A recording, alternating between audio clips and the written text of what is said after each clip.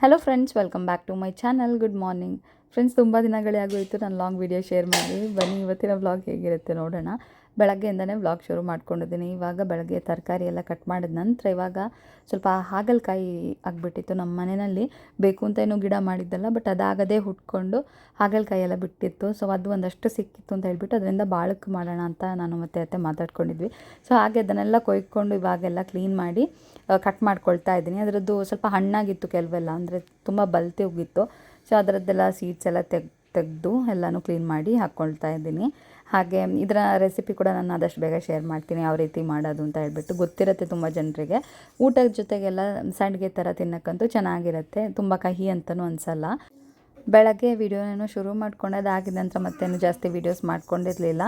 ಹಾಗೆ ಇವಾಗ ಮಧ್ಯಾಹ್ನ ಅನ್ನ ಕೂಡ ರೆಡಿಯಾಗಿತ್ತು. ಸೊ ಅನ್ನ ಬಸದ್ಬಿಟ್ಟು ಇನ್ನು ನಾನು ಫ್ರೆಶ್ ಅಪ್ ಆಗಿ ನಂತರ ಮತ್ತೆ ವ್ಲಾಗನ್ನು ಕಂಟಿನ್ಯೂ ಮಾಡ್ತೀನಿ.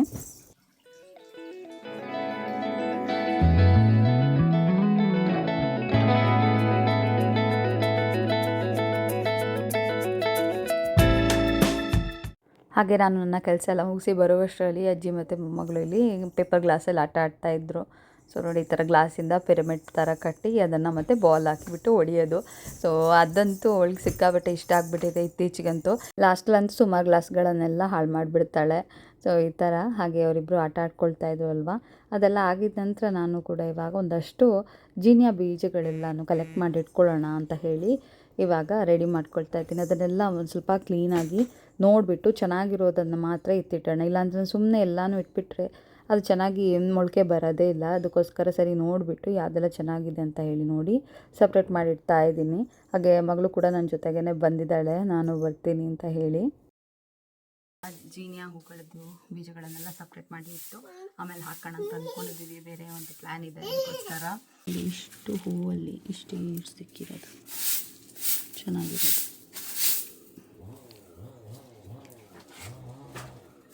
ಹಾಗೆ ಇನ್ನೇನು ಮಧ್ಯಾಹ್ನನೇ ಆಗೋಯಿತು. ಅಷ್ಟರಲ್ಲಿ ಪಾಪು ಕೂಡ ಊಟ ಮಾಡಿಸ್ಬೇಕು. ಅವಳು ತಾತ ತಂದಿರೋ ಒಂದು ಜೀಗುಜ್ಜೆ ಸಿಕ್ಕಿತ್ತು ಅನಿಸುತ್ತೆ, ಅದನ್ನು ತೊಗೊಂಡು ಬಂದಿದ್ದರು. ಹಾಗೆ ಅದನ್ನು ಹಿಡ್ಕೊಂಡು ಇದೇನಿದು ನಾನು ಬಿಸಾಡ್ಬಿಟ್ಟು ಬರ್ತೀನಿ ಅಂತ ಹೇಳಿ ತೊಗೊಂಡು ಹೋಗ್ತಾ ಇದ್ದಾಳೆ.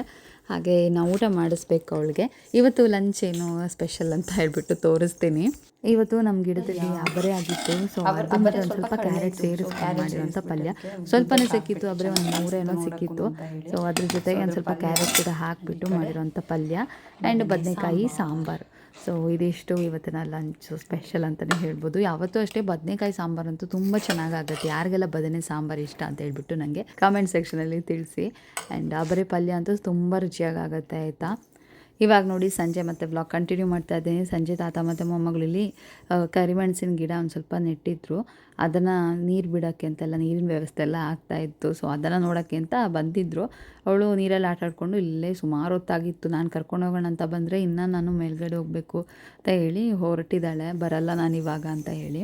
ಬಿಕಾಸ್ ಮಕ್ಳು ಗೊತ್ತಲ್ವ, ನೀರಲ್ಲಿ ಆಟ ಆಡೋಕ್ಕೆ ಅಂತಂದರೆ ಎಷ್ಟೊತ್ತು ಬೇಕಾದರೂ ಕೂತ್ಕೋತಾರೆ. ಸರಿ ಅಂತ ಅಂದ್ಬಿಟ್ಟು ಇನ್ನೊಂದು ಸ್ವಲ್ಪ ಹೊತ್ತಲ್ಲಿ ಬರ್ತೀವಿ ಅಂತ ಹೇಳಿದ್ರು. ನಾನು ಕೂಡ ಒಂದಷ್ಟು ಗಿಡಗಳನ್ನೆಲ್ಲ ನೆಟ್ಟಿದ್ದೆ. ಅದಕ್ಕೆ ಒಂದು ಸ್ವಲ್ಪ ಅಡಿಕೆ ಸಿಪ್ಪೆ ಎಲ್ಲ ಹಾಕೋದು ಕೆಲಸ ಇತ್ತು, ನೀರು ಬಿಡೋದು ಅದೆಲ್ಲ ಒಂದಷ್ಟು ಕೆಲಸ ಇತ್ತು ಅಂತ ಅದನ್ನು ಬೇಗ ಮುಗಿಸ್ಕೊಳ್ಳೋಣ ಅಂತ ಹೇಳಿ ಹೊರಟಿದ್ದೀನಿ. ಹಾಗೆ ಇವತ್ತಿನ ವ್ಲಾಗಲ್ಲಿ ಒಂದಷ್ಟು ನಮ್ಮ ಮನೇಲಿ ಅರಳಿರುವಂಥ ಹೂಗಳದ್ದೆಲ್ಲನೂ ವೀಡಿಯೋನ ಶೇರ್ ಮಾಡ್ತೀನಿ, ಆಯಿತಾ. ತುಂಬಾ ದಿನ ಆಗೋಗಿತ್ತು ನಾನು ಶೇರ್ ಮಾಡಿದೆ. ಇದು ಆ್ಯಕ್ಚುಲಿ ವೀಡಿಯೋಸ್ ಒಂದಷ್ಟು ತೆಗೆದಿಟ್ಟಿದ್ದೆ, ಸ್ವಲ್ಪ ಅದನ್ನೆಲ್ಲ ಶೇರ್ ಮಾಡೋಕ್ಕೇ ಆಗಿರಲಿಲ್ಲ. ಹಾಗಾಗಿ ಇವತ್ತು ಇದನ್ನು ಶೇರ್ ಮಾಡ್ತೀನಿ. ಫ್ರೆಂಡ್ಸ್ ನೋಡಿ ಎಷ್ಟು ಗುಲಾಬಿ ಬಿಟ್ಟಿದೆ ನಮ್ಮ ಮನೆಯಲ್ಲಿ ಇವತ್ತು ಅಂತಂದರೆ. ಸೇಮ್ ಕಲರ್ ಇದು ಎಲ್ಲ ಒಂದೇ ಗಿಡದಲ್ಲಿ ನೋಡಿ. ಆಲ್ಮೋಸ್ಟ್ 3 ಗಿಡ ಹೂ ಬಂದಿದೆ. ವೆಲ್ವೆಟ್ ರೋಸ್ ಇದು. ಆ್ಯಂಡ್ ಇದಂತೂ ಯಾವಾಗಲೂ ಇರುತ್ತೆ. ಇದೂ ಅಷ್ಟೇ ಯಾವಾಗಲೂ ಇರೋ ಅಂತಿದ್ದೇನೆ. ಆ್ಯಂಡ್ ಇದು ಬಿಳಿ ಕಲರ್ದು, ಇದು ಇನ್ನೇನು ಅರಳಿತ್ತು. 2 ಇದೆ, ಅಲ್ಲೂ ಒಂದಿದೆ. ಬಿಸಿಲಿಗೂ ಚಿಕ್ಕ ಹೂ ಆಗ್ತಾಯಿದೆ. ಆ್ಯಂಡ್ ಇಲ್ಲಿ ಒಂದಿದೆ. ಇದ್ರಲ್ಲಿ ನೋಡಿ ಎಷ್ಟಿದೆ ಅಂತ. 1 2 3 4 ಇದೆ. ಎಷ್ಟು ಸಕ್ಕದಾಗಿದೆ ನೋಡಿ. ಇಲ್ಲೊಂದಿದೆ, ಇಲ್ಲೊಂದಿದೆ, ಇಲ್ಲೂ ಒಂದಿದೆ. ಇದಂತ ನೋಡಿ ಎಷ್ಟು ಕ್ಯೂಟಾಗಿದೆ ಅಂತ ಹೇಳಿ. ಫ್ರೆಂಡ್ಸ್, ಸನ್ಫ್ಲವರ್ ಬೀಜ ಹಾಕಿ ಗಿಡ ಆಗಿತ್ತು ಅಂತ ತೋರಿಸಿದ್ದಲ್ವ. ಅದಾದ ನಂತರ ನಾನು ಸನ್ಫ್ಲವರ್ದು ವೀಡಿಯೋನೇ ಮಾಡಿಲ್ಲ ಅಂತ ಅನಿಸುತ್ತೆ. ನಿಮ್ಮ ಜೊತೆ ಶೇರ್ ಮಾಡ್ತೀನಿ ಅಂತ ಹೇಳಿದೆ.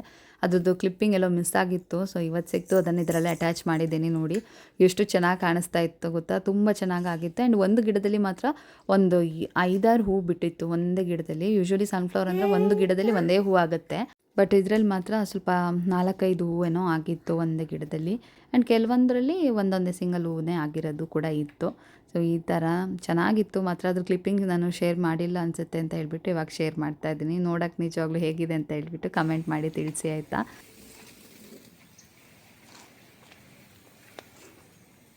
ಹಾಗೆ ಲಾಸ್ಟ್ ಟೈಮ್ ಬರಬೇಕಾದ್ರೆ ನಾನು ಅಮ್ಮನ ಮನೆಯಿಂದ 2 ಜರ್ಬೆರಾ ಗಿಡಗಳನ್ನು ಕೂಡ ತೊಗೊಂಬಂದಿದ್ದೆ. ಅದು ಕೂಡ ನೋಡಿ ಇವಾಗ ಚೆನ್ನಾಗಿ ಹೂ ಬಿಡ್ತಾ ಇದೆ. ದಿನಾಲೂ 1 ಹೂ ಇಲ್ಲ 2 ಹೂ ಅಂತೂ ಇದ್ದೇ ಇರುತ್ತೆ. ನೋಡೋಕ್ಕಂತೂ ಸಕ್ಕತ್ತಾಗಿದೆ. ನನ್ನ ಹತ್ರ ಈಗ ಸದ್ಯಕ್ಕಿರೋದಂದರೆ 2 ಕಲರ್ ಜರ್ಬೆರಾ. ನಾನು ಜಾಸ್ತಿನೂ ಬೆಳೆಸಿಲ್ಲ ಅದನ್ನು. ಇವಾಗ ಗುಲಾಬಿ ಗಿಡಕ್ಕೆಲ್ಲ ನೀರು ಹಾಕಿದ್ದು ಅದೆಲ್ಲ ಆಯ್ತು. ಗುಲಾಬಿ ಗಿಡ ಅಂದರೆ ಹೂವಿನ ಗಿಡಕ್ಕೆಲ್ಲ ನೀರು ಹಾಕಿದ್ದೆಲ್ಲ ಉಪ್ಪು.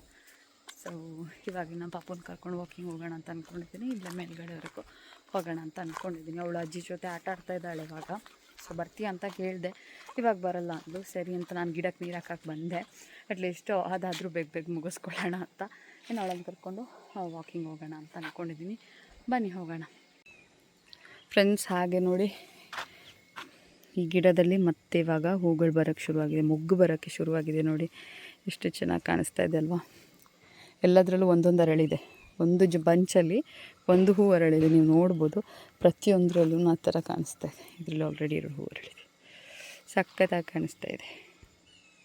ಇದು ಫುಲ್ ಅರಳಿದಾಗಂತೂ ಇನ್ನೂ ಚೆನ್ನಾಗಿ ಕಾಣಿಸುತ್ತೆ. ಈ ಗುಲಾಬಿಗೆ ಏನು ಹೆಸರು ಅಂತ ಮಾತ್ರ ನನಗೆ ಗೊತ್ತಿಲ್ಲ ಕರೆಕ್ಟಾಗಿ. ನೋಡಿ ಇಲ್ಲಿ ಎಲ್ಲದರಲ್ಲೂ ಒಂದು ಬಂಚಲ್ಲಿ 1 ಹೂ ಅರಳಿದೆ. ಖುಷಿಯಾಗುತ್ತೆ ಈ ಥರ ನೋಡೋಕ್ಕಂತೂ. ಇದರಲ್ಲೆಲ್ಲ ಸಿಂಗಲ್ ಹೂ ಇದೆ, ಏನೋ ಗೊತ್ತಿಲ್ಲ. ಅದು ಮೋಸ್ಟ್ಲಿ ಅಂದರೆ ಈ ಥರ ದೊಡ್ಡದಾಗಿ ದಪ್ಪಕ್ಕೆ ಬರುತ್ತಲ್ವಾ ಕಡ್ಡಿ, ಅದರಲ್ಲಿ ಈ ಥರ 3-4 ಹೂ ಬರುತ್ತೆ. ಮೇಲ್ಗಡೆ ನೋಡಿ ಕ್ಲೀನ್ ಮಾಡಿದ್ದೀನಿ ಅಂತ ಹೇಳಿದ್ದೆ ಅಲ್ವಾ. ಇವಾಗ ಇಲ್ಲಿಂದ ಯಾವ ಥರ ಕಾಣಿಸ್ತಾ ಇದೆ ಅಂತ. ಫುಲ್ ಬೋಳಾಗಿ ಒಂಥರ ಚೆನ್ನಾಗೇ ಅನ್ನಿಸ್ತಾ ಇಲ್ಲ. ಇನ್ನು ಹೊಸ ಗಿಡಗಳೆಲ್ಲ ಹಾಕಿದ ನಂತರ ನಾನು ನಿಮಗೆ ಅಪ್ಡೇಟ್ ಮಾಡ್ತೀನಿ ಪ್ರತಿಯೊಂದು ಏನೇನು ಹಾಕಿದ್ದೀವಿ ಏನು ಎತ್ತ ಅಂತ ಕೂಡ, ಆಯಿತಾ. ಸ್ವಲ್ಪ ಚೆನ್ನಾಗಿ ಮಾಡೋಣ ಇನ್ನು ಅಂತ ಅಂದ್ಕೊಂಡಿದ್ವಿ. ಎಲ್ಲ ಗಿಡ ಸಾಯೋ ಥರ ಆಗಿಬಿಟ್ಟಿತ್ತಲ್ವ. ಸೊ ಎಲ್ಲ ಕಂಪ್ಲೀಟಾಗಿ ತೆಗೆದು ನೋಡಿ, ಇದು ಒಂದಿದೆ ಅಷ್ಟೇ, ಬೇರೆಲ್ಲ ತೆಗ್ದಾಗಿದೆ. ಬೇರೆ ಹಾಕೋಣ ಅಂತ ಅಂದ್ಕೊಂಡು ಈ ಥರ ಮಾಡಿದ್ದೀವಿ. ನಮ್ಮ ಮನೆ ಸನ್ಫ್ಲವರ್ ನೋಡಿ ಎಷ್ಟು ದಪ್ಪ ಬಂದಿದೆ ಗೊತ್ತಾ. ನನ್ನ ಕೈಯಷ್ಟು ದೊಡ್ಡದಿದೆ ನೋಡಿ, ಇಷ್ಟು ದೊಡ್ಡದಿದೆ. ನನ್ನ ಮುಖದಷ್ಟು ದೊಡ್ಡದಿದೆಯೋ ಏನೋ, ಸಿಕ್ಕಾಬಟ್ಟೆ ಭಾರ ಇದೆ ಕೂಡ. ಆ್ಯಂಡ್ ಇದು ಒಂದು ಹೊಸದು ನೋಡಿ, ಫೋಕಸ್ಸೇ ಆಗ್ತಾಯಿಲ್ಲ. ಎಸ್,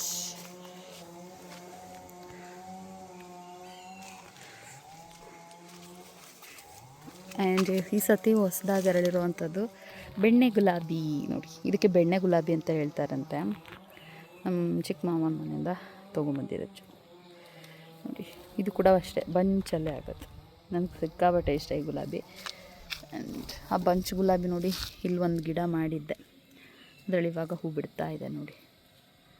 ಗ್ರೋ ಬ್ಯಾಗಲ್ಲಿ ಒಂದಿರಲಿ ಅಂತ ಹೇಳಿ. ಆ್ಯಂಡ್ ಇದು ಬಂದು ಅಕ್ಕ ಕೊಟ್ಟಿರೋ ಗುಲಾಬಿ ಗಿಡ. ಎಷ್ಟು ಚೆನ್ನಾಗಿ ಹೂ ಬಿಡ್ತಾ ಇದೆ ಗೊತ್ತಾ. ನೋಡಿ ಇಲ್ಲಿ 2 ಹೂ ಬಿಟ್ಟಿದೆ